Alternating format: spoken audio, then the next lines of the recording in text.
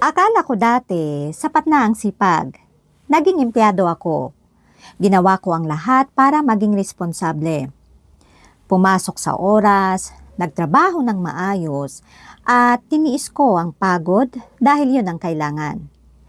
Hanggang sa dumating sa panahon na nag-manage ako ng negosyo ng iba. At doon ko nakita na kahit anong sipag mo pala, kapag hindi sa'yo yung sistema, limitado ang kontrol mo sa future mo.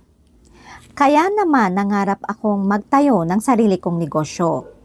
May pagod, puyat at sakripisyo. At sa totoo lang, akala ko yun na yung paraan para makaahon. Pero dumating din yung panahon na nawala rin.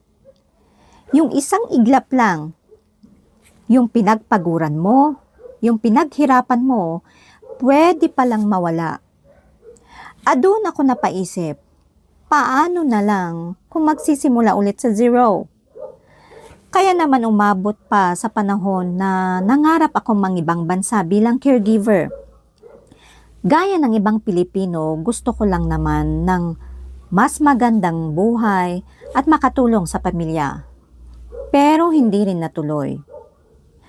At alam mo yung pinakamahirap, hindi yung failures hindi yung pagod, kundi yung pakiramdam na paulit-ulit ka na lang nagsisimula sa umpisa habang dala-dala mo yung takot para sa future.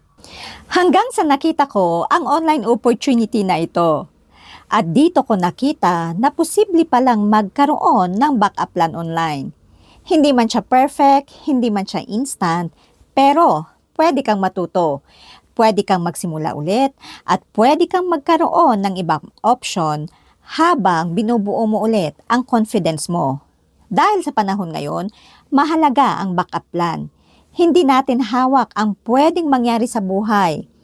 Dahil isang pangyayari lang, pwedeng mabago ang lahat.